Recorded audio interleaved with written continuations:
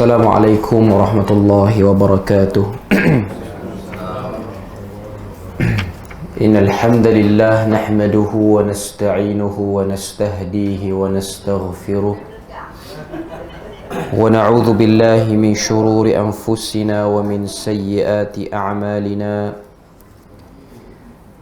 May yahdihillahu fala mudilla lahu wa may yudlilhu fala hadiya lahu. Asyhadu an la ilaha illallah wahdahu la syarika lah wa asyhadu anna Muhammadan abduhu wa rasuluh. Ya ayyuhalladzina amanu ittaqullaha wa qulu qawlan sadida yuslih lakum a'malakum wa yaghfir lakum dhunubakum wa man yuti'illaha wa rasulahu faqad faza fawzan 'azima. Alhamdulillahilladzi bi ni'matihi tatimmu as-salihat. Rabbana atina min ladunka rahmatan wa hayyi' lana min amrina rashada. Allahumma ati nafsi taqwaha wa zakkiha wa anta khairu man zakkaha. Anta waliyuha wa maulaha. Alhamdulillah, syukur pada Allah Azza wa Jalla kerana dengan rahmat dan juga limpah kurnia yang Allah Subhanahu wa Ta'ala berikan, dapat kita sama-sama berada dan berkumpul dalam majlis ilmu yang mulia pada pagi ini. Dan insya-Allah kita punya kuliah pada pagi ini akan membincangkan satu kitab, iaitu kitab yang bertajuk Mukhtasar Ibnu Abi Jamrah. Ibnu Abi Jamrah seorang ulama yang hidup di Mesir dan wafat pada tahun 1233 Hijrah. Jadi dia punya jarak dengan kita tu lebih kurang 200 tahun lebih lah. Okay. Ibnu Abi Jamrah ni terkenal penulisannya ialah dengan kitab ini, kitab yang kita nak bincang ni. Okay. Ataupun nama betul kitab ni Hasyiah 'alal Mukhtasar, ataupun Mukhtasar ringkasan kepada Sahih Al-Bukhari, Jam'un Nihayah fi Bad'il Khairi wal Ghayah. Ini ringkasan kepada kitab Sahih Bukhari yang ditulis oleh Al-Imam Al-Bukhari rahimahullahu ta'ala. Yang mana kitab Sahih Bukhari itu kita tahulah dia adalah kitab yang besar. Okay. Dan kitab ni alhamdulillah ada terjemahan dalam bahasa Melayu kita yang diterjemahkan oleh terbitan Pustaka Fajar ni daripada Syekh Mustafa Abdul Rahman rahimahullahu ta'ala. Okay. Dan Mukhtasar Ibnu Abi Jamrah ni seperti mana namanya, Mukhtasar. Jadi dia ialah sebuah kitab yang merupakan ringkasan daripada kitab Sahih Bukhari, yang mana Sahih Bukhari itu ada 7,000 lebih hadis termasuk yang berulang.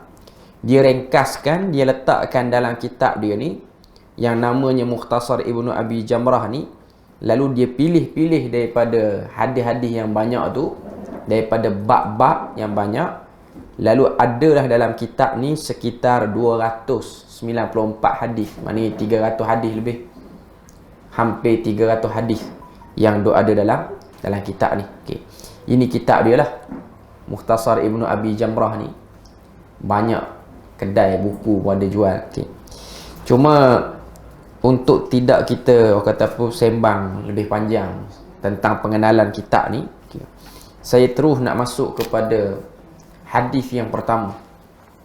Seperti mana kitab Sahih Bukhari, kita tahu hadis yang pertama ataupun bab yang pertama ni ialah bab berkenaan dengan bad'il wahyi, iaitu bab permulaan turunnya wahyu kepada Nabi sallallahu alaihi wasallam. Okay. Jadi hadis yang pertama ni dia cerita pada kita tentang satu hadis panjang yang diriwayatkan oleh Al-Imam Al-Bukhari, yang mana sahabat ataupun perawinya daripada kalangan sahabat ialah Ummul Mukminin ataupun sahabiah lah, isteri Nabi sallallahu alaihi wasallam. Jadi kita nak dengar dulu dia punya matan. Jadi hadis ni panjang sikit. Kau tengok dalam matan bahasa Arab dia ni pun 2 muka surat lebih. Okey.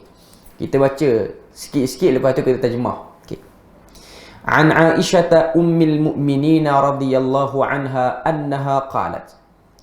Daripada Aisyah ummul mu'minin radhiyallahu anha pernah berkata, awwalu ma budi'a bihi Rasulullah sallallahu alaihi wasallam minal wahyi ar-ru'ya as-salihah. Kata Aisyah, isteri Nabi, dia kata, permulaan wahyu yang berlaku kepada Nabi sallallahu alaihi wasallam yang Nabi lalui ini ialah Nabi melihat ar-ru'ya as-salihah, iaitu Nabi nampak mimpi-mimpi yang baik fin naum, ketika mana tidur. Fakana la yara ru'ya illa ja'at mithla falaqis subhi. Tidaklah Nabi lihat dalam mimpi Nabi ni cerita hadis ni sebelum Nabi umur 40 tahun. Sebelum naik dan dilantik menjadi Rasul tu lah. Sebelum terima wahyu di Gua Hira. Okay. Jadi Nabi ni kerap kali datang mimpi Nabi lihat dalam mimpi Nabi ni cahaya seperti mana waktu subuh. Summa hubbiba ilaihil khala. Bila mana tidur, duk nampak dalam mimpi Nabi ni cahaya waktu subuh. Okay.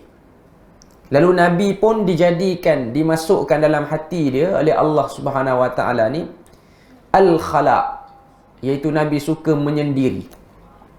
Nabi suka menyendiri. Wa kana yakhlu bi ghari Hira'in fayatahannathu fihi. Dan Nabi sallallahu alaihi wasallam pada waktu tu suka menyendiri di satu gua, nama dia Gua Hira. Dan Nabi buat apa? Tahannus.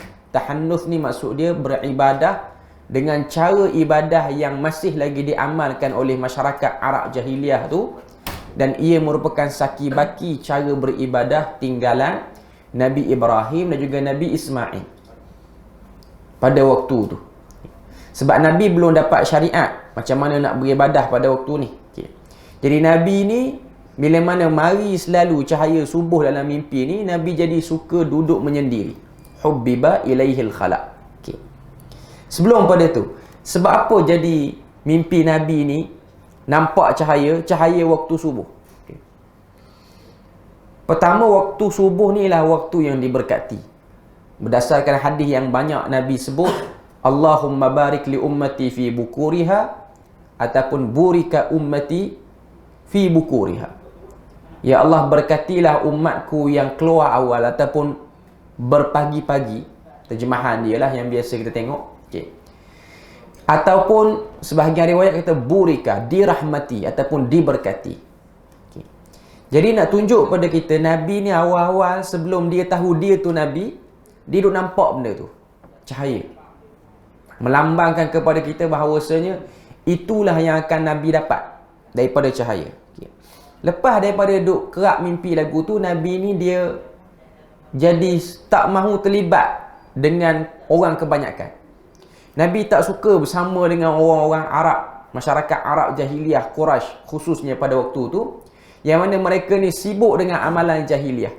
Mereka dengan sembah berhalanya, mereka dengan sembelihan pada berhala, mereka dengan tilik nasibnya. Itu semua amalan rutin harian dia orang. Jadi Nabi tak suka terlibat dengan dia orang. Jadi apa Nabi buat? Nabi yakhlu, Nabi menyendiri di satu tempat nama dia Gua Hira. Wa huwa ta'abbudul layaliya zawatil adad. Dan Nabi ni akan beribadah duduk dalam Gua Hira ni beberapa malam. Zawatil adad, beberapa malam, qabla an yanzi'a ila ahlihi wa yatazawwadu lidzalik. Nabi akan duduk tidur di Gua Hira dan Nabi akan bawa bekal. Maknanya Nabi ada hari ataupun ada waktu Nabi duduk berhari-hari di situ, tapi taklah tiap-tiap hari ataupun sampai sebulan. Mungkin 2-3 hari Nabi akan balik. Nabi balik buat apa? Yatazawwad. Nabi tambah bekalan Nabi untuk duduk di Gua Hira tu.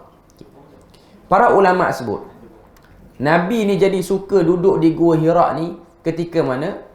sekitar usia 37, 38, 39. Belum cukup umur 40. Nabi selalu naik ke Gua Hira. Bila Nabi akan naik ni? Waktu mana? Nabi biasa akan naik ketika mana? Bulan Ramadan. Masuk bulan Ramadan, Nabi suka buat lagu tu.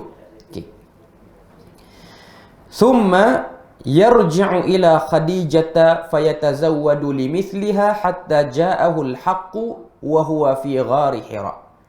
Kemudian Nabi akan minta isterinya yang mulia iaitu Khadijah Ummul Mukminin radhiyallahu anha yatazawwad, untuk bagi bekal pada Nabi hatta ja'ahu al-haqqu wa huwa fi ghari Hira. Dan itulah rutin Nabi. Nabi naik duduk Gua Hira. Lepas tu Nabi balik, Nabi minta Khadijah bekalkan sesuatu, sehinggalah kata Aisyah radhiyallahu anha yang riwayatkan hadis ni, hatta ja'ahul haq, sehingga datanglah cahaya kebenaran ketika mana Nabi berada di Gua Hira.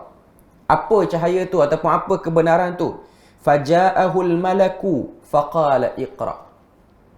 Maka datanglah kepada Nabi ni satu malaikat. Malak dalam bahasa Arab terjemahan dia malaikat, seorang malaikat.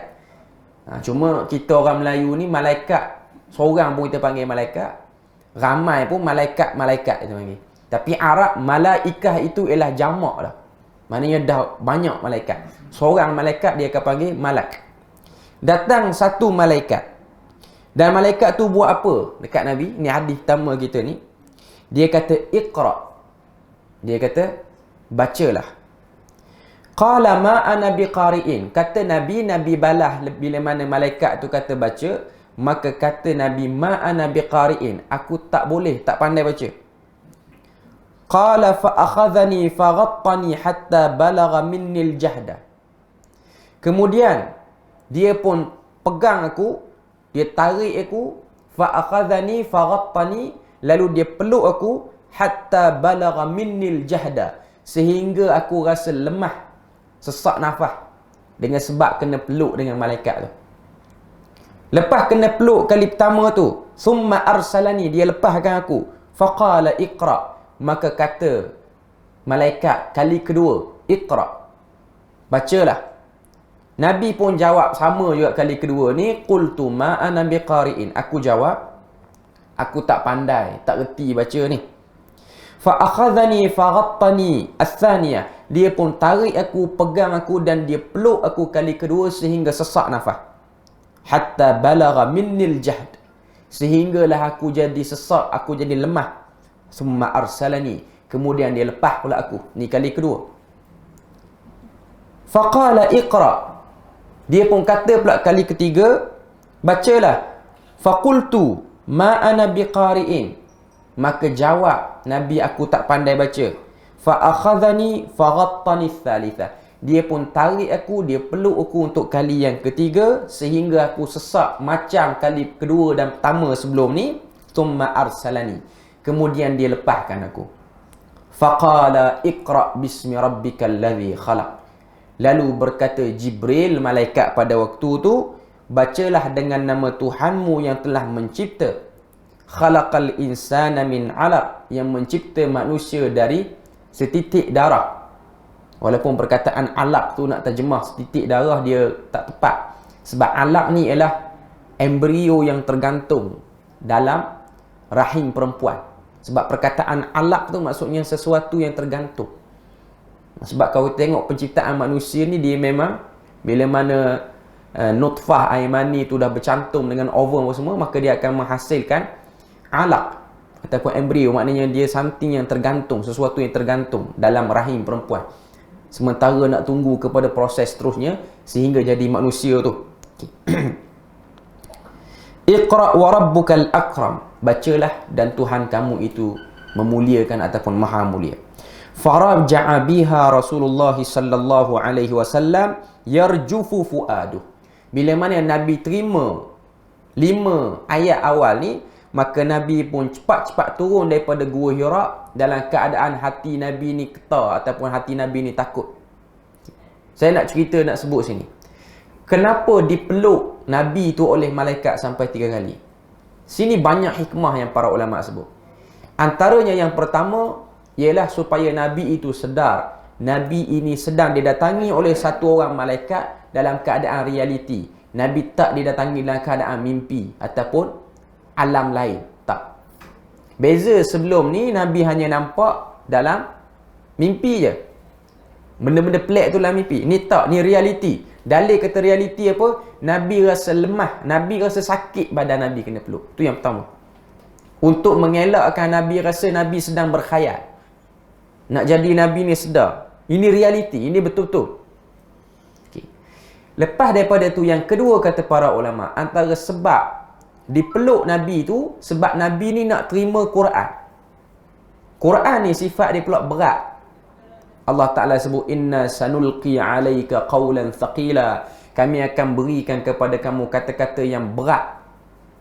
Jadi nak tunjuk pada kita Quran ni bukan mudah nak beramal. Nak sampaikan pun sakit, nak beramal pun sakit, nak beritahu benda yang ada dalam Quran pun payah. Sebab itulah dipeluk Nabi tu nak beritahu, nak bawa tanggungjawab ataupun nak bawa Quran ni bukan benda yang mudah, bukan benda ringan. Dan kamu jangan ingat Quran ni lekeh, Quran ni hebat. Quran itu memerlukan pengorbanan. Itu antara yang disebut. Bila mana Nabi terima tu, Nabi pun yarjufu fuaduh. Hati Nabi ni, jantung Nabi ni berdegup kencang, menyebabkan Nabi lari. Istilah moden hari ni, adrenalin. Adrenalin ni, hormon yang akan keluar bila mana kita ni aktif ataupun kita ni takut. Contoh, kita rasa something kawasan tu, jadi nak lari. Rasa macam ada hantu. Sebelum ni lomba lari memang kalah pun. Okay. Tapi dengan sebab perasaan tu menyebabkan jadi laju lari. Okay. Itu hormon yang keluar, rembesan hormon. Yarjufu fuaduh, Nabi pun turun. Gua Hira ni kalau kita tengok, daripada puncak, daripada kaki nak pergi ke puncak tu, nak pergi ke tempat gua tu, okay, perjalanan biasa tak gaduh sejam mendaki tu. Itu pun dengan ada kata apa fasiliti tangga dah hari ni. Siapa-siapa yang pergi di Jabal Nur, dia lebih kurang 10 km daripada Masjidil Haram. Okay. Dia dah ada tangga. Dan setiap orang kata apa, nak sampai tu dia ada beberapa wakaf, macam orang kata apa, pondok macam tu, untuk kita berhentilah. Okay. Jadi perjalanan biasa kita akan ambil masa sejam. Okay. Itu zaman moden. Okay. Zaman Nabi ni dia tak ada tangga macam sekarang. Okay. Jadi dia punya perjalanan tu lagi sukar, lagi payah. Okay.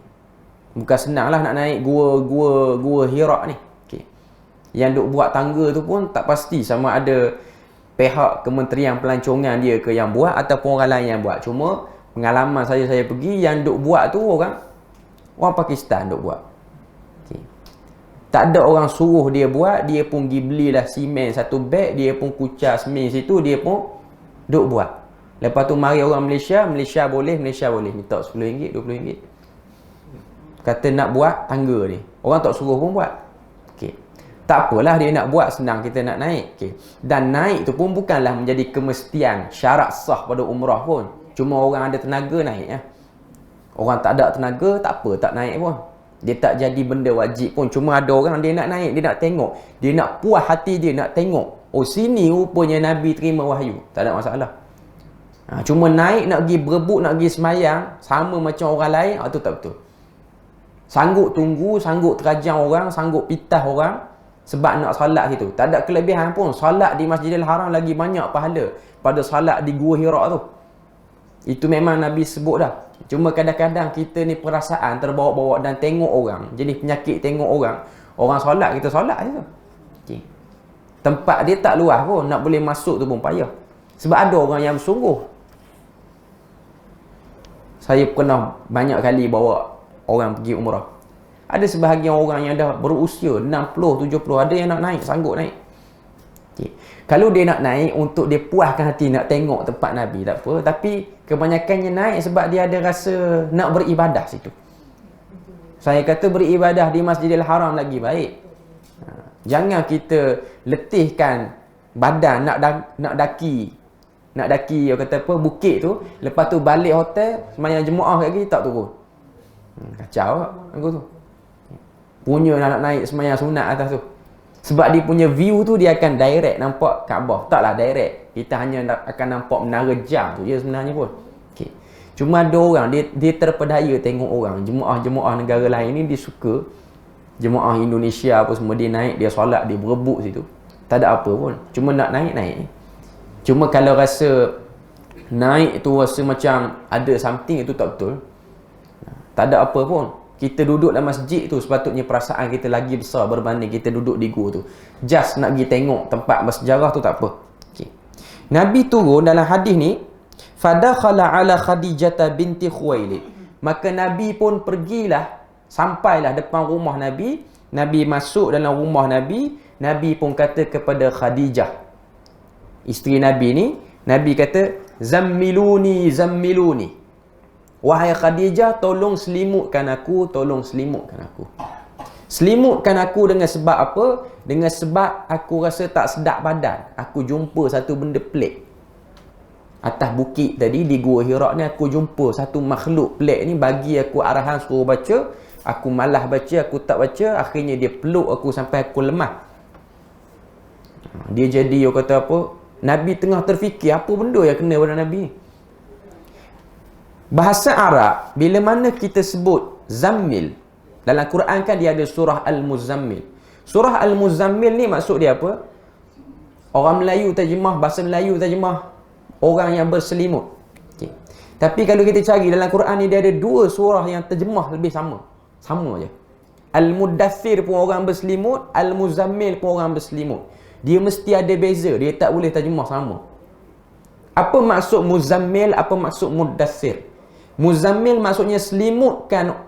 Orang tu berselimut dengan sebab dia tak sihat, tak sedap badan. Dia nak demam, dia selimut. Mudaththir, dia okey, cuma nak bagi sedap lagi tidur, dia selimut.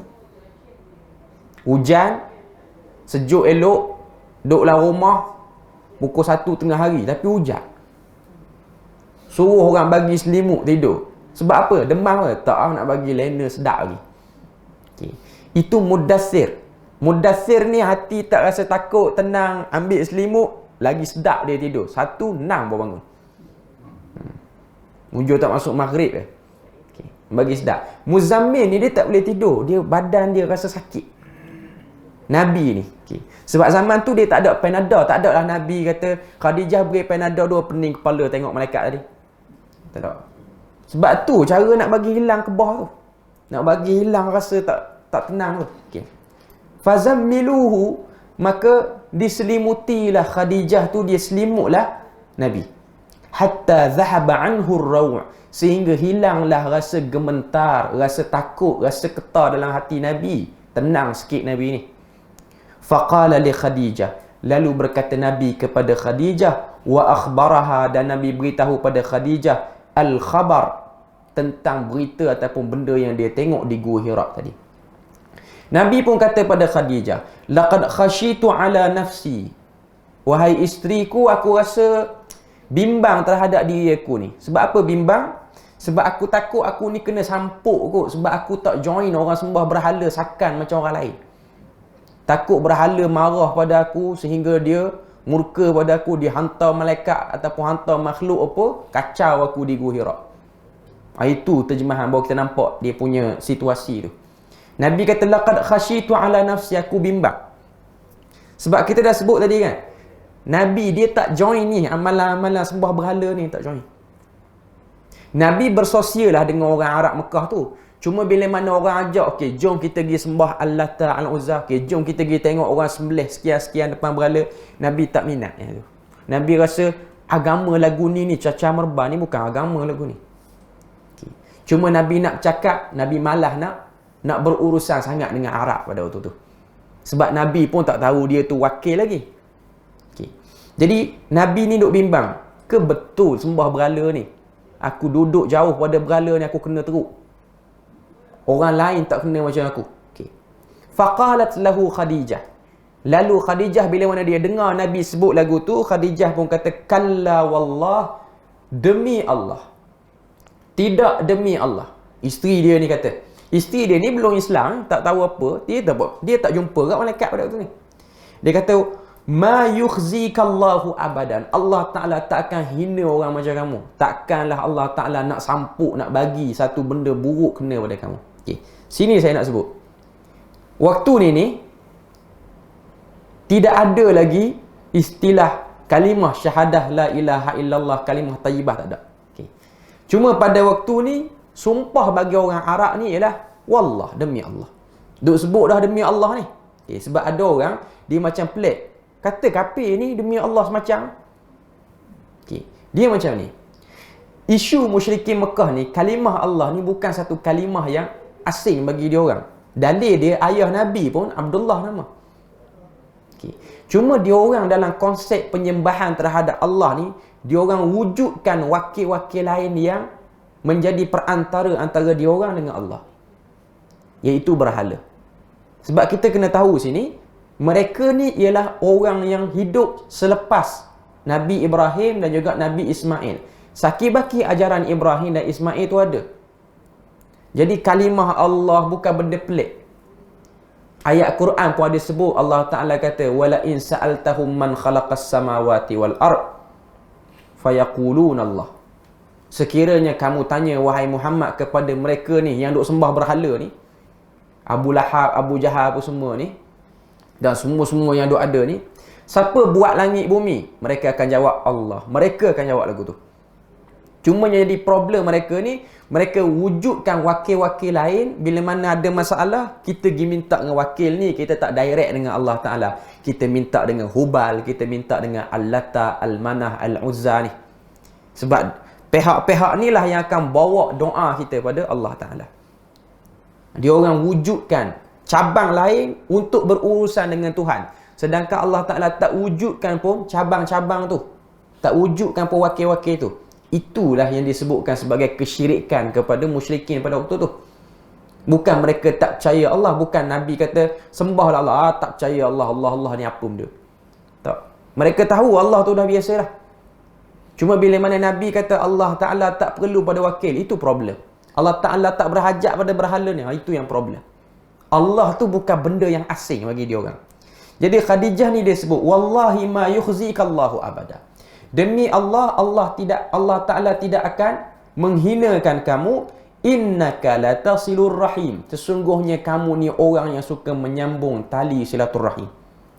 Wa tahmilul kal. Dan kamu suka meringankan beban orang. Wa taksibul ma'dum. Dan kamu suka tolong orang, sehingga sanggup kamu kerja untuk bagi orang tu dapat sesuatu. Taksib al-ma'dum ni maksud dia apa? Nabi tak ada duit. Tapi ada orang Nabi tengok dia lagi tak ada duit pada Nabi. Nabi sanggup kerja, Nabi dapat gaji, Nabi bagi kat dia. Mana ini kerja yang sangat mulia lah. Ada orang, dia mudah bagi kat orang sebab dia memang dah ada dah yang lebih. Dia dah banyak duit, dan orang pun main minta. Boleh tak bagi saya bantuan sikit? Okey, dia pun bagi. Okay. Tapi kalau nak bagi ke orang, lah keadaan kita pun tak cukup. Kita tak ada duit sangat, orang main minta. Saya tak boleh bagi, tak ada duit. Jarang kita akan jumpa orang, tak apa, saya kerja dulu bulan ni, nanti bagi ujung bulan saya bagi 2 gaji awak. Yang tu payah. Yang tu dia akan kata, kamu malas, kamu kerja sendiri. Okay. Tapi Nabi tak, dia sanggup kerja untuk orang. Taksib ni maksudnya berusaha. Al-ma'dum, beri pula pada orang yang tidak ada apa-apa. Wa taqrid dhaif, dan Nabi ni kata Khadijah, kamu ni orang yang memuliakan tetamu. Wa tu'inu ala nawaibil haq, dan kamu suka tolong orang yang dizalimi. Nabi suka tolong orang. Jadi Khadijah ni dia tenangkan Nabi, dia kata Tuhan tak akan sia-siakan orang macam kamu. Kamu bukan macam dia orang yang duk sembah berhala tu.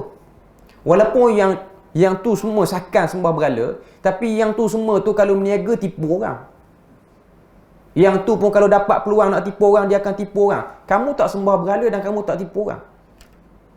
Jadi dia nak yakinkan Nabi, benda yang berlaku pada Nabi ni bukanlah sejenis sampuk hantu ke jin syaitan, kan. Ini petanda Allah Ta'ala nak beri. Ini yang ada dalam jiwa Khadijah waktu tu. Sebab tu kalau kita tengok, Khadijah juga antara orang yang tak berurusan dengan berhala ni. Khadijah antara perempuan kaya, business woman pada waktu tu. Tapi dia ni tak berminat. Kita kena tahu, semua orang-orang Mekah pada waktu tu, dia bukan semua sembah berhala, Nabi seorang tak sembah berhala. Dia ada dah kumpulan yang rasa sembah berhala ni tak berapa penting sangat. Antaranya siapa? Abu Bakar As-Siddiq. Dia tak sembah berhala pun. Sebab tu tidak ada riwayat yang menyebutkan zaman jahiliah Abu Bakar sembah berhala sakal macam orang, tak ada. Yang ada riwayat sikit ni pun Umar Al-Khattab, tapi itu pun tak kuat. Riwayat yang menunjukkan Umar dia bukan penyembah berhala, cuma dia suka tengok orang sembah berhala. Jadi dia duduk dekat. Sebab tu Umar dia pernah sebut kepada sahabat-sahabat ni ketika mana dia jadi khalifah. Kalau saya tak silap, sahabat tu ialah Salman Al-Farisi. Salman Al-Farisi ni dia tengok Umar Al-Khattab kadang-kadang nangis, kadang-kadang ketawa seorang diri. Kita tengok pemimpin besar, taraf Amirul Mukminin, tiba-tiba duduk seorang ketawa, lepas tu duduk seorang nangis. Tuan-tuan boleh bayang, tuan-tuan tengok menteri besar duduk seorang nangis. Kita pun kata sepenggal je ni kot dia ni. Lepas ni tak boleh, ada tanda-tanda nak gila tu. Tapi sahabat tak, dia tanya, wahai Amirul Mukminin, apa sebab ni jadi lagu ni? Okay. Dia kata, aku teringat bodohnya orang Arab zaman jahiliah dulu. Arab jahiliah ni, mereka buat berhala. Selain mereka ukir batu, buat dengan tanah liat, antara bentuk berhala yang diorang buat ialah diorang tumbuk kurma tu, bagi liat kurma tu macam gandum sikit apa semua. Okay. Lepas tu diorang bentukkan daripada kurma tu berhala.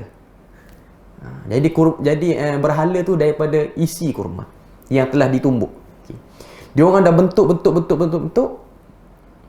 Lepas tu dah letak dekat satu tempat untuk sembah dalam rumah.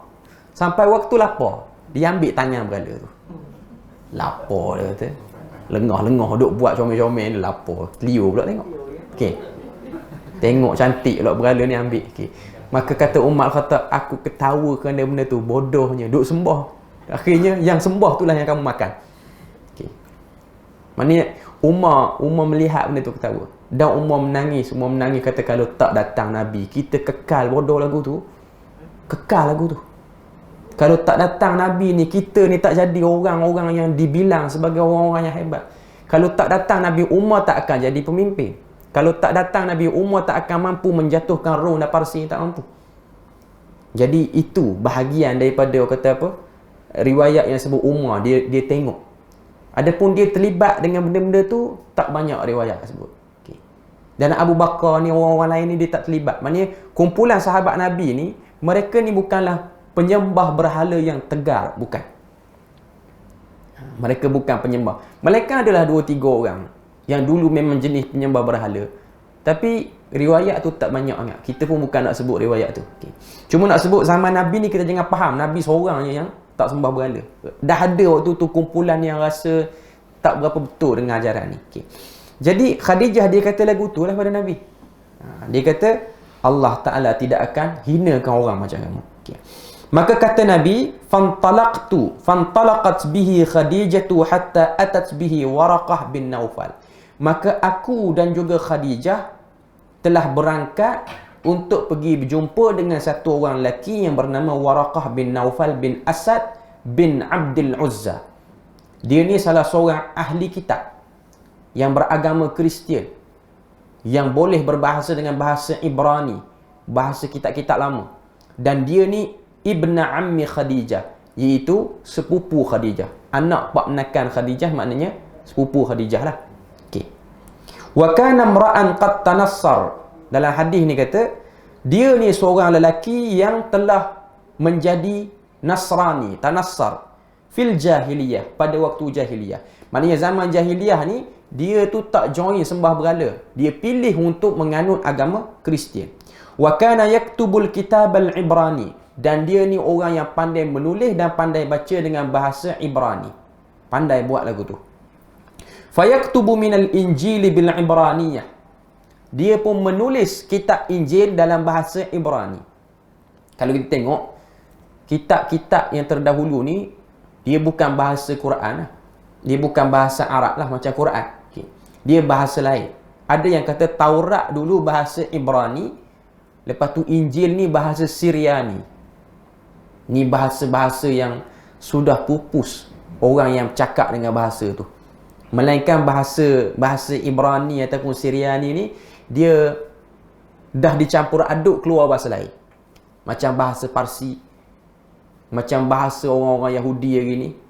Dia adalah bias sikit, tapi dia tidak 100% macam waktu turun Taurat tu, dan juga waktu turunnya Injil tu sendiri. Cuma Waraqah bin Naufal ni dia orang yang fasih dengan bahasa Ibrani tu. Maknanya dia boleh bercakap dan dia juga boleh menulis. Fayaktubu minal injili bil ibraniyati ma sya'allahu an yaktub. Dia menulis daripada Injil dengan bahasa Ibrani setakat yang Allah Ta'ala beri pada dia untuk dia tulis. Wa kana syaikhan kabiran qad ami. Dan dia ni seorang lelaki yang dah tua, kata Nabi, kata Aisyah yang riwayatkan hadis ni, dan dia pun sudah pun buta. Buta dengan sebab banyak sangat menelaah ni, dia buta. Saya selalu sebut sini, sebab apa orang-orang dulu daripada kalangan sahabat ni yang duk belajar-belajar boleh jadi buta. Bukan sahabat saja, hatta tabi'in boleh jadi buta. Okay. Pertama zaman tu dia tidak ada pencahayaan macam zaman kita. Dia orang ni menelaah sampai tak ingat hari apa. Dia ada satu orang tokoh nama dia Ibn Al-Iz Al-Hanafi yang syarahkan akidah Tahawiyah. Dalam sebahagian riwayat kata Ibn Iz Al-Hanafi ni tokoh mazhab Hanafi. Dia pernah ada satu masalah, dia baca kitab. Dia baca kitab, dia masuk tempat dia baca kitab tu. Dia masuk pada hari Khamis dan dia duk agak dia akan keluar esok lah. Esok tu dia akan keluar, dia nak salat Jumaat. Okay. Akhirnya dia baca, dia pun keluar. Dia keluar, dia pergi masjid. Dia tunggu. Mana orang tak ada? Orang kata, Syekh tunggu apa? Ni orang sembahyang Jumaat. Dia kata hari ni hari Sabtu dah. Tak sedar, sehari lebih dah duduk dalam tu. Orang macam ni dia lazat dengan benda tu. Sebab tu ada sebahagian riwayat sebut, sebahagian ahli ilmu ni pernah doa pada Allah Ta'ala belum mati nak masuk syurga. Syurga jenis banyak kitab. Syurga jenis perempuan bidadari tak nak sangat. Nak jenis lagu tu. Dia cita rasa orang. Masing-masing punya cita rasa. Okay. Cuma bila mana dia orang ni menelaah, cahaya tak banyak macam kita ni ada lampu pun semua. Cahaya yang terhad tu boleh beri efek pada kornea mata. Tu yang jadi cepat rabun dan boleh jadi buta. Macam Al-A'mash, dia rabun. Al-A'mash ni antara tokoh besar, tokoh hebat juga lah. Okay. Jadi Waraqah bin Naufal ni dia buta kerana sebab tu. Banyak menulis, banyak baca. Okay. Lalu bila mana dia jumpa dengan Nabi ni, faqalat lahu Khadijah. Khadijah kata kepada Waraqah ketika mana bawa Nabi jumpa Waraqah ni, ya bna ammi, wahai sepupuku, isma' min ibni akhi, tolong dengar daripada anak saudaramu. Anak saudara ni bukan maksud anak menakan sini, anak kepada saudara sebangsa denganmu. Bukan maksud anak saudara sama-sama sepupu, tak. Itu style percakapan. Okay. Faqala lahu Waraqah, ya bna akhi, madza tara? Berkata Waraqah pada Nabi, wahai anak saudara kami, apa yang kamu lihat sebenarnya di Gua Hira ni? Ni soal siasat. Nak tanya, apa yang Nabi tengok? Okay. Fa akhbarahu Rasulullah, maka berkatalah Rasulullah beritahu pada Waraqah, khabara ma ra'a faqala lahu Waraqah. Nabi beritahu semua sekali. Bila mana selesai dah soal siasat tu, maka Waraqah pun beri kesimpulan, beri jawapan pada Nabi, hadzan namus alladhi nazala ala Musa. Itulah namus yang pernah turun kepada Musa. Namus ni nama Jibril dalam bahasa Ibrani. Okay. Dia beritahu, itulah Jibril yang pernah turun pada Musa. Okay. Lepas tu apa lagi kata dia? Ya laitani fiha jaz'an. Alangkah aku ni, kalaulah aku ni muda, tapi aku ni dah tua. Laitani akuna hayyan, kalau aku ni ada umur yang panjang lagi. Idh yukhrijuka qaumuk, ketika mana kaum kamu menghalau kamu keluar, aku boleh bersama dengan kamu. Waraqah kata pada Nabi. Waraqah kata pada Nabi, dia kata apa? Kalau aku ni jaz'an ni maksud dia muda. Hayyan, aku ni umur banyak lagi. Saat kaum kamu halau kamu keluar, hambat kamu keluar, aku akan bersama dengan kamu. Maknanya kita boleh bayang, lepas pada Nabi cerita dia terima sekian. Maka kata Waraqah, itulah Jibril. Belum sempat Nabi bercakap lagi, dia dah sebut dah. Kalau aku muda, kalau aku umur banyak, saat kamu kena halau dengan kaum kamu, aku bersama dengan kamu. Maknanya tak sempat lagi Nabi tanya, namus tu apa dia? Dia dah beri jawapan, dia kata, kalau kamu kena halau aku, kalau aku mudah kau akan sama. Maknanya dia macam nak beritahu kepada Nabi, kamu akan kena halau satu masa nanti. Sebab tu kalau kita tengok dalam hadis ni, Nabi pun tanya, faqala Rasulullah SAW, amukhrijiyahum, adakah aku dihalau kerana jumpa namus tu? Jumpa kawan tu pun kena halau ke? Maka kata Waraqah bin Naufal, na'am, pasti kena halau. Hadis ni nak tunjuk pada kita, orang yang bawa sunnah, bawa kebenaran, bawa syariat ni, dia akan ada waktu dia dihalau, ditekan, dikecam. Kalau orang yang nak bawa syariat, dia mengimpikan sepanjang-panjang fasa bawa syariat tu tak kena apa-apa, itu bukan bawa syariat. Mesti akan ada fasa tu. Mana-mana orang tu, sebelum dia dapat fasa yang selesa, dia akan lalu juga fasa tu, iaitu fasa dikecam, dihalau, orang tak bersetuju, orang keluar dan usaha macam-macam untuk jadikan dia tak cakap benda tu. Sebab tu benda ni dah jadi sifir dah pada orang yang bawa kebenaran. Bawa kebenaran akan ada waktu orang tak setuju dengan kita. Okay. Kemudian kata dia, kata Waraqah, lam ya'ti rajulun qat bimithli ma ji'ta bihi illa udiya. Tidak ada satu orang pun yang pernah jumpa Jibril ni melainkan dia pasti akan dimusuhi oleh orang lepas pada tu. Maksudnya nak beritahu pada kita, bahasa mudahnya, siapa-siapa yang terima wahyu daripada Jibril ni, dia akan dimusuhi. Dia akan dimusuhi. Okay. Tapi Nabi pada waktu ni, Nabi tak kata lepas ni aku harap-harap Jibril tak mari kot. Susah kalau orang duk musuh dengan kita ni. Nabi tak kata lagu tu. Nabi waktu tu perasaan dia belah bagi. Dia asal takut. Tapi bila mana dia dengar lagu tu, bila mana dia kata, inilah Jibril yang pernah jumpa Musa, Nabi dah ada maklumat. Musa tu siapa? Cerita Nabi terdahulu, Musa, Ibrahim pun semua ni, tidak asing dalam kalangan masyarakat Arab ni. Mereka biasa dengar. Siapa yang bawa cerita tu? Yang bawa cerita tu Yahudi daripada Madinah ataupun Yathrib pada waktu tu. Antara yang selalu datang bercerita ni, kau tengok dalam riwayat, siapa? Huyai bin Akhtab. Huyai bin Akhtab ni siapa? Ayah kepada Safiyah binti Huyai. Safiyah binti Huyai itu pula isteri Nabi. Cuma Nabi kahwin dengan Safiyah binti Huyai itu, Huyai itu dah mati dah. Huyai itu mudah ceritanya, dia tu ialah pak mentua Nabi. Tapi pak mentua tak sempat tengok lah, sebab dia mati dalam perang Khaybar. Lepas pada dia mati tu, anak dia jadi tawanan perang, Nabi pun kahwin dengan anak dia. Huyai bin Akhtab ni dia duk cerita banyak Nabi Musa. Bahkan dia mendabik dada pula bila mana orang Yahudi ni dia balah dengan Aus dan Khazraj. Dia boleh kata pada Aus dan Khazraj, dia kata nanti Nabi akhir zaman akan datang, kami akan bersama dengan Nabi tu, kami akan minta Nabi tu doa celaka untuk kamu. Dia kata pada Aus dan Khazraj. Akhirnya Aus dan Khazraj tu yang bersama dengan Nabi, yang kita panggil sebagai Ansar.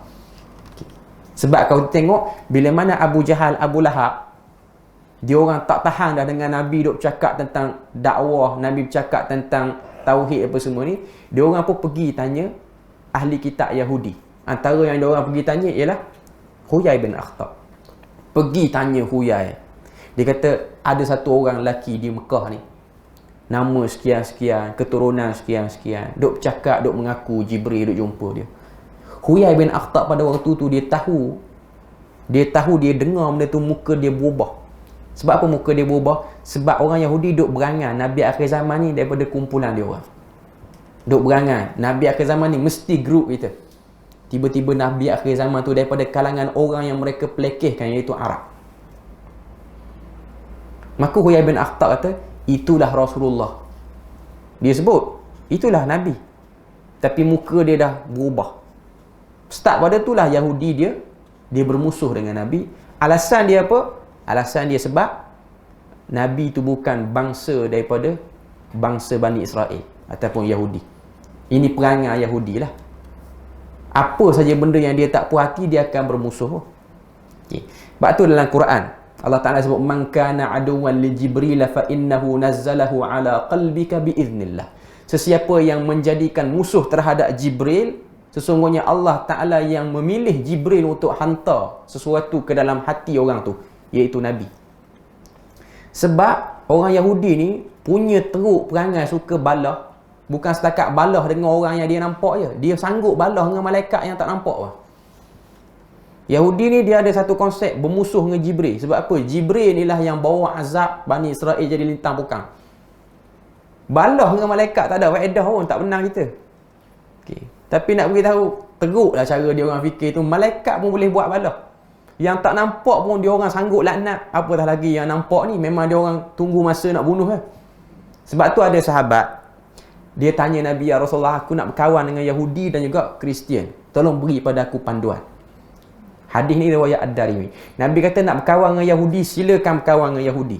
Baiklah kamu dengan Yahudi macam mana. Hatta nak makan makanan dia pun makan. Tapi satu, jangan tidur kalau dia ajak tidur sama kamu. Sebab dia tunggu kamu lain dia tikam. Okay. Itu Nabi sebut. Lepas tu Kristian, Nabi kata nak berkawan dengan Kristian, berkawanlah. Nak tidur rumah dia pun tidur. Tapi bila mana dia hidang makanan, jangan makan. Sebab makanan dia tak bersih. Itu beza Yahudi Kristian. Yahudi, kita nak makan makanan dia, kita tak perlu ragu. Sebab Yahudi memang bersih makanan dia. Kita tengok orang Yahudi ni, makanan dia bersih. Yahudi yang di Palestin lah. Lagi bersih daripada orang Islam kadang-kadang. Okay. Tapi dari segi nak letak kepercayaan, nak suruh tolong jaga anak perempuan saya, kacau. Dia jahanam. Kita pun dia tunggu masa, dia nak tipu kita. Okay. Tapi Kristian, kalau kita minta kepada dia jaga, dia boleh jaga. Tapi kalau kita nak makan, nak makan satu pinggan dengan dia, okey, ini tak boleh. Sebab dia orang tak cermat dalam bahagian ni. Yang haram pun dia orang tibai semua sekali. Yang tak bersih pun dia orang tibai. Itu Nabi cerita perangai. Sebab tu antara Yahudi dan Kristian, Nabi lebih prefer bersama dengan Kristian. Sebab Kristian ni dia ada kesatuan, satu dekatlah dengan kita. Quran pun kata, la tajidanna ashaddan nasi adawatan lil ladzina amanu alladzina qalu al yahuda wal ladzina asyraku wa la tajidanna aqrabahum. Kamu akan dapati orang yang paling dekat dengan orang beriman ni inna nasara, iaitu orang Kristian. Okay. Cuma nak sebut pada kita, hatta dalam ni pun, dalam hadis yang kita duk bincang ni, Waraqah bin Naufal ni pun Kristian. Dia orang Kristian. Dia sebut pada Nabi, dia ni Kristian waktu ni. Okay. Dia kata pada Nabi, kalaulah aku hidup lama, aku akan sama dengan kamu. Dia Kristian waktu ni. Nak sebut pada kita, Kristian ni dia lebih dekat. Sebab tu bila mana orang Islam pergi ke Habsyah, Raja Habsyah An-Najasyi, dia beri kebebasan. Duduklah kamu nak duduk lama mana pun di Habsyah ni, aku jamin kamu selamat. Nabi tak suruh duduk di negeri Parsi, Nabi tak suruh duduk. Sebab Nabi tahu itu penyembah berhala. Nabi tak suruh duduk dengan kawasan dekat dengan Kristian apa semua, dekat dengan Yahudi. Sebab Nabi tahu itu ialah golongan yang tak boleh dipercayai. Okay. Jadi kata Waraqah bin Naufal, wa in yudrikani yaumuka ansuruka nasran mu'zara. Aku, kalau sekiranya aku sempat dengan kamu, maknanya dengan hari, orang kata apa, hari kehebatan ataupun hari dakwah kamu dah bermula ni, aku akan tolong kamu nasran mu'zara, dengan pertolongan yang setakat aku mampu. Thumma lam yanshab waraqatu an tuwfiya wa fatara al-wahyu. Selesai Nabi jumpa dengan Waraqah ni, Nabi balik rumah, tak lama lepas pada tu, sebahagian riwayat lain dia tahqiq, dia sebut tak sampai 20 hari Waraqah pun meninggal. Waraqah bin Naufal yang duk kata Nabi ni jumpa ni sekian, meninggal. Dan pada waktu tu terputuslah wahyu dalam tempoh lebih kurang 6 bulan. Riwayat sebut. Okay. Qala Ibnu Syihab, sini dia sebut sikit, wa akhbarani Abu Salamah bin Abdurrahman an Jabir bin Abdullah al-Ansari qala wa huwa yuhaddithu an fatratil wahyi faqala fi hadithihi baina ana amshi idh sami'tu sautan minas sama'. Okay. Ni bahagian kedua ni dia cerita pada kita ketika mana wahyu terputus. Maknanya lepas daripada Nabi terima wahyu di Gua Hira tu, Nabi terima wahyu di Gua Hira, wahyu terputus. Waraqah bin Naufal pun dah meninggal. Nabi ni dia jadi perasaan dia duk tunggu-tunggu bila Jibril nak mari jumpa tu. Awal dulu takut sampai minta orang selimut. Takut. Ni duk tunggu-tunggu. Okey. Kata Jabir bin Abdullah al-Ansari, dia cerita kepada kita semua ni, ada satu riwayat bila mana Nabi dalam perasaan duk tunggu-tunggu tu, Nabi kata bainama ana amshi, ketika mana aku duduk berjalan, sami'tu sautan minas sama. Aku mendengar satu suara daripada langit. Farafa'tu basari, maka aku pun mendongak ke langit. Fa idzal malakul ladzi ja'ani bihira. Bila mana aku mendongak ke langit ni, aku tengok rupa-rupanya al-malak bihira. Al-malak ni maksudnya malaikat. Okay. Malaikat yang orang kata apa, yang datang kepada Nabi SAW sebelum ni, berada di langit tu. Maknanya Nabi nampak di langit tu. Langit mana tak tahulah. Okay. Cuma langit ni para ulama sebut yang paling rendah sekali yang kita tengok tu lah, yang ada awan tu, yang biru tu langit tu. Okay. Maknanya Nabi tengok, dialah malaikat yang telah datang jumpa dengan aku di Gua Hira dulu. Jalisun ala kursi. Nabi tengok di langit tu macam mana malaikat tu, dia duduk di atas kerusi. Dia duduk atas kursi, dan kursi tu berada di antara as-sama'i wal ard, langit dan juga bumi.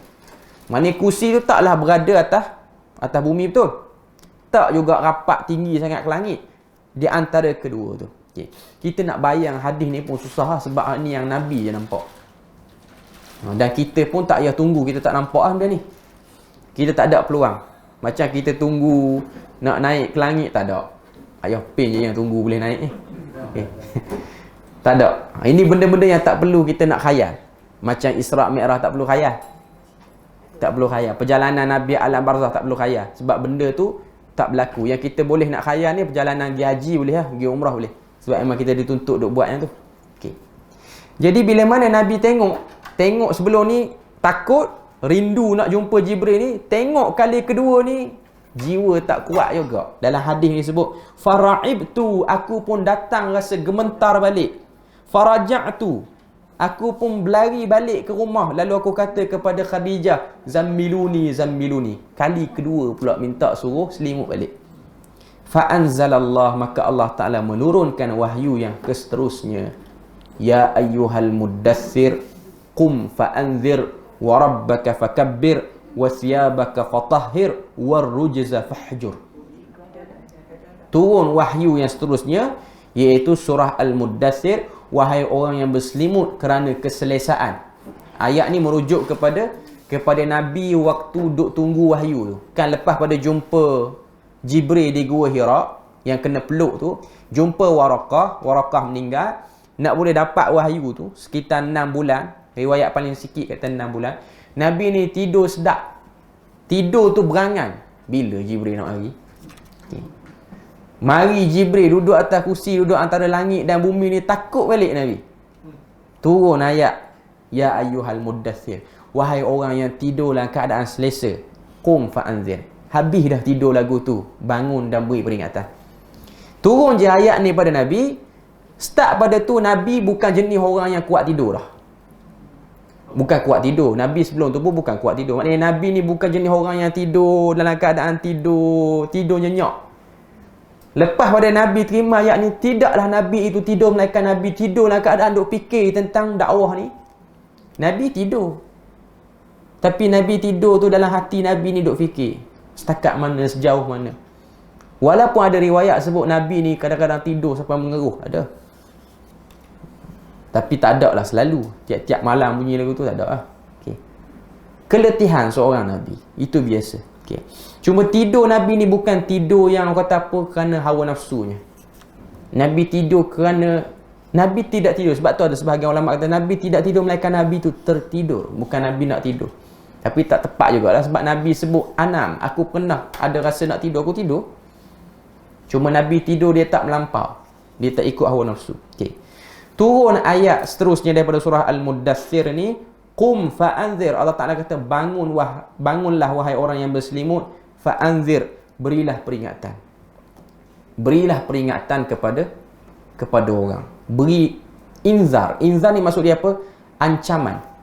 Ancaman ni maksud dia apa? Benda yang orang tak suka. Maknanya nak sebut pada kita, sebahagian besar apa yang Nabi bawa ni ialah benda yang orang tak suka. Hatta orang Islam sendiri pun, walaupun dia tu patuh, kadang-kadang kita rasa berat juga dengan perintah Tuhan. Tuhan pun sendiri sebut, perintah-perintah yang dia suruh ni berat. Bila mana Allah Ta'ala sebut wasta'inu bis sabri was salah, minta tolonglah kepada Tuhan dengan sabar dan salat. Wa innaha lakabiratun, sesungguhnya sabar dan salat tu pun berat. Allah Ta'ala kata illa 'alal khashiin, kecuali orang yang hati dia khusyuk dan tunduk. Nak sebut pada kita yang duk sembahyang ni, duk sembahyang subuh, kita sembahyang, andai kata kalau Tuhan buat pengumuman minggu depan cuti, oh suka kita. Seminggu tak ada subuh kalau ada pengumuman dari langit perhatian kepada Muslim di Malaysia, minggu depan tak ada sembahyang subuh. Oh suka kita. Tak ada kita kata ya Allah bagilah subuh tambah 4 pula. Orang dah bagi cuti ambil. Okey. Mana kita duk buat ni ada waktu kita rasa berat. Kita rasa berat. Okay. Nabi dan para sahabat dia ada waktu dia buat ibadat, rasa berat. Kita jangan ingat Nabi tu ialah sahabat ni pun dia ada waktu dia rasa lemah dalam buat ibadat ni. Okay. Itu perasaan biasa. Sebab tu tengok ada satu hadis Huzaifah, Hanzalah seorang sahabat Nabi, dia mengadu pada Abu Bakar. Dia kata munafik Hanzalah, aku ni munafik. Abu Bakar kata sebab apa munafik? Sebab kita ni duduk depan Nabi, bila mana Nabi beri tazkirah, kita pun sedih, duk teringat ke mati. Balik jumpa anak isteri, ketawa sakan. Kita buat lawak, isteri suka, isteri buat lawak, kita suka. Aku rasa benda lagu ni munafik. Okay. Abu Bakar pun kata, aku pun lagu tu sebenarnya. Lagu ni lah kita pergi jumpa Nabi. Ini hadis riwayat Muslim. Jumpa Nabi ngadu. Sampai-sampai depan Nabi, Hanzalah kata munafik Hanzalah, kita ni munafik, aku ni munafik. Nabi kata sebab apa? Ma bika ya Hanzalah, apa jadi pada kamu? Dia kata bila mana kamu beri tazkirah, kami ni jiwa penuh dengan ingat pada tazkirah. Balik pada anak isteri kami ni masrur, kami suka gembira, seakan-akan kami ni lupa. Nabi kata orang yang duduk dalam majlis aku dan mendengar tazkirah pada aku, Allah Ta'ala akan beri rahmat. Lakin sa'atan sa'ah, Nabi kata. Akan tetapi manusia tu dia ada waktu begini, ada waktu begini. Nabi kata wahai Hanzalah, tu tak munafik. Manusia ni jiwa dia memang lagu tu. Ada waktu dia rasa naik keimanan dia, duduk dalam majlis ilmu. Sebab tu Nabi ni pun majlis ilmu, Nabi tak buat sampai tiap-tiap hari ataupun sehari sampai 5 kali. Lepas semayang je ada tazkirah. Lepas semayang je ada ayat Quran nak bahas. Nabi tak buat lagu tu. Melainkan sahabat yang minta. Dia kata ya Rasulullah, aksir lana, tolong cakap banyak sikit. Nabi kata aku takut kamu bosan. Itu hadis riwayat Bukhari. Benda yang sama juga sahabat buat. Abdullah bin Mas'ud bila mana ada sahabat yang main minta, tolonglah beri tazkirah pada kami tiap-tiap hari. Abdullah bin Mas'ud kata aku boleh bagi, tapi aku takut kamu bosan. Sebab jiwa manusia seperti itu. Sebab tu ada hadis yang lain, Nabi SAW bila mana Nabi dengar orang-orang muda yang mari semayang, orang muda mari semayang, ni hadis riwayat Abu Daud, dia mari solat sekali dengan Nabi. Okay. Lepas salat, lepas asar, riwayat tu sebut, lepas asar Nabi tak cakap apa-apa. Sudah semayang, orang nak buat aktiviti bebas, orang buat. Okay.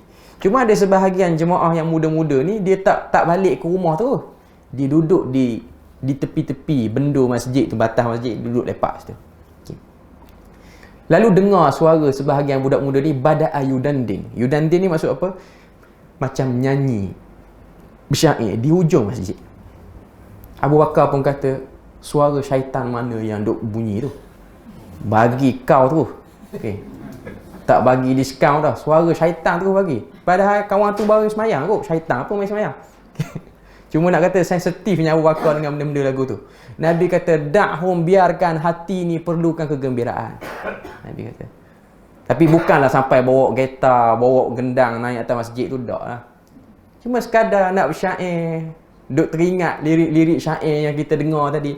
Sebab tu Nabi, bila mana Hasan bin Thabit masuk Islam, Hasan bin Thabit ni seorang penyair. Sebelum masuk Islam, sakan buat syair ni kutuk Islam. Masuk Islam, dia kata, ya Rasulullah, aku nak buat syair untuk naikkan Islam. Nabi kata buat. Nabi tak kata, tak payahlah, Quran elok lagi pada syair kamu tu. Buang masa syair kamu. Nabi tak kata, ambil Quran, hafal Quran, apa buat syair. Nabi tak kata, syair kamu. Tapi itu kita tengok rahmat yang Nabi bawa. Okay. Nak beritahu kepada kita, manusia ni dia ada waktu-waktu, fatrah-fatrah dia. Fatrah ni maksudnya waktu-waktu kita nakkan lagu tu. Okay. Jadi ayat yang turun kepada Nabi tu, Allah Ta'ala kata warabbaka fakabbir, dan besarkanlah Tuhanmu, wasiyabaka fatahhir, dan bersihkanlah pakaianmu, warrujza fahjur, dan orang yang membangkang berpalinglah pada dia. Maknanya Allah Ta'ala nak beritahu pada Nabi, wahai Muhammad, kamu berdakwahlah. Akan sampai waktu apa yang kamu dakwah ni orang akan lawan. Bila mana waktu tu orang dah lawan dakwah kamu, orang dah berpaling pada dakwah kamu, kamu jangan peduli dengan orang. Berdakwah sajalah macam biasa. Sebab tu dalam Quran Allah Ta'ala sebut, wa idza khatabahumul jahiluna qalu salama. Bila mana bercakap alhamdulillah. Bila mana bercakap kepada kamu ni orang-orang yang jahil, orang yang jahil bercakap, maknanya orang yang tak tahu apa nak bercakap dengan kita, qalu salama, kamu berpaling dengan baik. Maknanya kalau orang lawan dakwah kamu, berpaling dengan baik. Kita tak lawan dakwah dia sehingga kita jadi sama level dengan dia. Okay. Jadi inilah hadis pertama yang turun kepada Nabi sallallahu alaihi wasallam.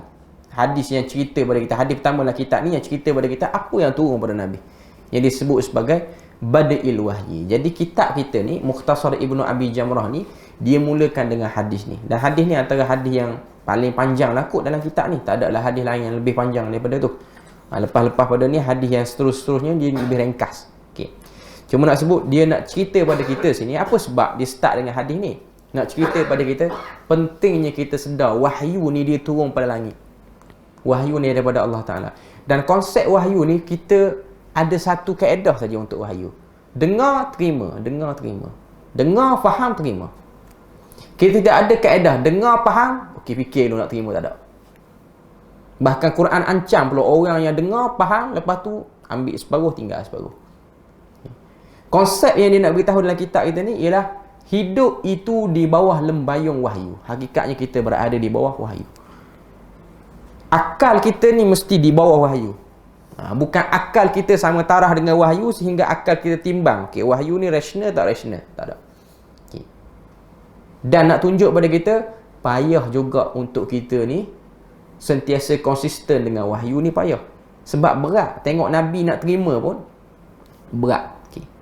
Sehingga kena peluk dengan Jibril sampai lemah tu badan. Okay. Itulah hikmah dia. Tak boleh kona kot lain. Saya ingat dulu ada satu orang, kita belajar tahfiz dulu zaman menghafal Quran dulu.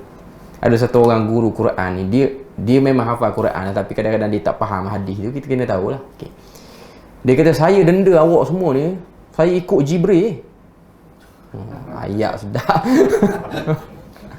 Dia ada student yang tak berapa nak pick up laju menghafal Quran, kena denda. Denda teruk-teruk lah kena. Kena jemur tengah panas tu kira biasa lah. Dia ada denda sampai tahap, sebab saya dulu sekolah-sekolah yang beza lelaki perempuan. Sekolah yang sama, cuma kita kelas lelaki, kelas perempuan. Antara denda yang paling tak boleh diterima akal oleh orang lelaki ni, dia kena masuk kelas perempuan dan dia kena minta tanda tangan semua pelajar perempuan lah tu. Gila punya denda lah. Okay. Jadi ada orang mengadu lah, ada pelajar dia protes. Kawan saya ni dia protes, dia buat muka depan ustaz tu. Dia kata, saya denda ni sebab ikut Jibril, tahu. Ayat dia sedap. Awak tahu Jibril mula-mula nak beri Quran pada Nabi macam dia peluk Nabi sampai Nabi sesak nafas. Saya tak tekan pun awak ni sampai sesak nafas kan. Awak boleh bernafas lagi di kelas perempuan tu. Oh, sedap ayat dia. Ayat dia sedap. Nak denda jangan bagi malu lah. Okay. Cuma nak kata ayat ni tak kena mengena dengan denda. Dia kata, saya dulu belajar di Mesir, sebab ustaz kami tu dia belajar di Mesir. Kami dulu belajar di Mesir, guru kami lagi garang, lagi backing lah. Okay, maknanya lagi sengih. Okay. Ada yang pukul dengan kasut sampai berdarah walaupun buta, sebab memang guru-guru di sekolah kami ni ramai belajar di Shubra. Shubra ni pusat pengajian qiraat di Mesir yang agak terkenal lah, selain daripada Tonta dan tempat-tempat lain. Shubra ni ramai guru-guru Quran di Mesir ni ramai yang buta. Dia orang buta. Okay. Tapi dia orang buta pun dahsyat, tak pakai tongkat, jalan. Boleh naik bas, naik teksi, pergi mari-mari. Okay. Itu daripada rahmat Allah Ta'ala beri pada dia. Boleh kenal. Dan saya biasa jumpa lah. Di Jordan pun kita pernah jumpa. Buta hafal Quran. Kerja dia apa? Kerja dia, orang kata apa? Runner barang. Tak tahu macam mana dia kenal alamat rumah orang. Okay. Tapi dia boleh hantar barang rumah orang. Mungkin dia cang batu kawasan tu lain daripada rumah orang lain kot.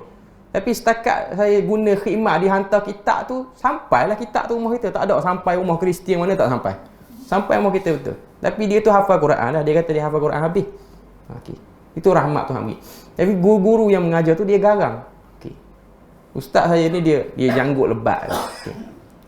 Dia kata waktu dia baca dia tasmid Quran tu, dia akan dipegang janggut ni. Tunggu sebut ayat mana salah nak kena tarik janggut tu.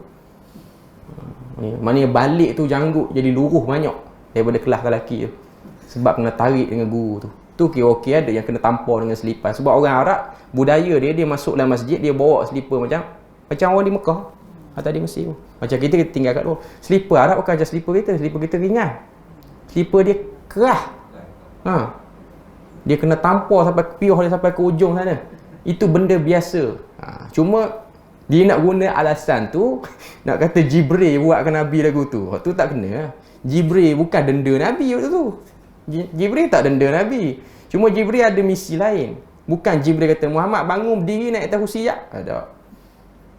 Itu bukan bab denda. Cuma nak beritahu tentang Quran. Tapi hakikatnya memang Quran ni dia perlukan sedikit push lah, kena sedikit tekan baru kita akan dapat benda tu. Okay. Dan Quran ni dia ambil masa juga untuk seseorang tu dapat terima. Cuma nak beritahu Quran dia bukanlah benda yang kita nak guna salah faham, itu tak boleh nak guna hadis ni. Okay. Jadi itulah hadis pertama yang kita tengok dalam kitab kita ni, iaitu kitab Mukhtasar Ibnu Abi Jamrah ni. Dan saya rasa kita berpada dengan tu je lah dulu pada pagi ni. Lepas ni kita ada bahagian yang kedua pula kuliah tafsir lepas pada ni. Jadi setakat tu saja perkongsian. InsyaAllah kita akan tengok pula akan datang hadis yang seterusnya. Moga Allah Ta'ala beri rahmat dan berkat pada kita semua untuk kali pertama kuliah sini ni. Subhanakallahumma wa bihamdik, asyhadu an la ilaha illa anta wa astaghfiruka wa atubu ilaik. Wassalamualaikum warahmatullahi wabarakatuh.